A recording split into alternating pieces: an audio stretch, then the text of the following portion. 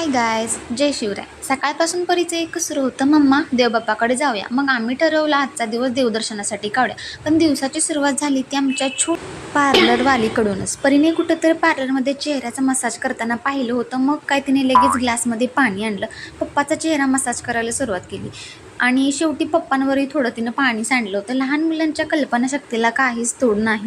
त्यानंतर मी केस वॉश करून बाहेर बसले होते. तेवढ्यात मॅडम कंगवा घेऊन आल्या आणि म्हणाल्या, मी तुझी हेअर स्टायलिस्ट आहे. मग माझे केस विंचरायचे, तोंडाने हवा घालायचे आणि स्वतःच्या स्टाईलने केस सेट करायचे. हे सगळं इतकं गोड आणि मजेशीर होते की आम्ही फक्त तिच्याकडे बघून हसत होतो. सो आता आमची ते हेअरस्टाईलर्स दिसत आहे तुम्हाला, माझी हेअरस्टाईल करताना तोंडाने हवा घालताना. त्याच्यामुळे थोडेसे जोकिंग आणि फनी क्यूट मुवमेंट्स हे झाले होते. तर मी तिला म्हणलं, तू एक हेअरस्टाईलर आहे. तर ती कशी हसत आहे बघा इथे. आणि ती कंगवा घेऊनच बसली होती. बरेच टाईम तिने काय माझे केस सोडले नाही. शेवटी एक छोटीशी तिने हेअरस्टाईल केली होती आणि त्यात तिची मस्तीही चालू होती. त्यानंतर झालं होतं सर्व. आता देवदर्शनासाठी निघायची वेळ झाली होती. माझी तयारी झाली आणि आम्ही सगळे मिळून जवळपास 15 ते 20 किलोमीटरच्या अंतरावर असलेल्या साईबाबाच्या मंदिराकडे निघालो. रस्त्यात आधी स्कूटीमध्ये पेट्रोल भरलं, तोपर्यंत परीचे तिच्या छोट्या छोट्या ॲक्टिंगचे कार्यक्रम सुरू होते. तिचा प्रत्येक छोटासा मोमेंट आम्हाला कायम हसवत असतो. प्रवास सुरू झाला आणि दोन्ही बाजूंना दिसणारी हिरवाई मन अगदी प्रसन्न करून टाकत होतं. असं साऊथ इंडियामध्ये हे निसर्ग सौंदर्य मला प्रत्येक वेळी नव्यानं प्रेमात फाडतं. शांत रस्ते, झाडांनी भरलेला परिसर आणि थंडगार वारा. प्रवास कधी संपला तेच कळतच नाही इकडे. आणि अखेर आम्ही साईबाबाच्या मंदिरात पोहोचलो. आणि थोडंसं ऊन असल्यामुळे तर व्यवस्थित कॅप्चर झालं नाही. मंदिरात प्रवेश करण्यापूर्वी पवित्र अग्निकुंडात नारळ आणि इतर अर्पण करण्याची व्यवस्था होती. त्या दिव्य अग्नीचं दर्शन घेतल्यानंतर आम्ही मंदिराच्या मुख्य भागात गेलो. तेथे प्रत्येक भाविकाचं नाव विचारून त्यांच्या नावाने पूजा केली जात होती. आम्ही साईबाबाच्या चरणी फुलं आणि दक्षिणा अर्पण केली. त्या क्षणी मनाला खूप शांत आणि सकारात्मक वाटलं.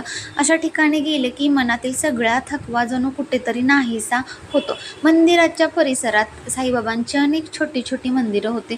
प्रत्येक मंदिरात श्रद्धेनुसार वेगवेगळ्या संख्येने प्रदक्षिणा घालायच्या होत्या. काही ठिकाणी 2 राऊंड लिहिले होते, काही ठिकाणी 5 तर काही ठिकाणी 9 प्रदक्षिणा घालायच्या होत्या. अनेक ठिकाणी मोबाईल वापरण्यास परवानगी नव्हती, त्यामुळे प्रत्येक क्षण कॅमेऱ्यात टिपता आले नाहीत. देवदर्शन झाल्यावर आम्ही मंदिराबाहेर आलो. बाहेर येताच थोडी मजामस्ती सुरू होतो. कॅमेऱ्यासमोर बोलत आणि मागून तिचे पप्पा चिडवत होते हॅलो गायज म्हणून.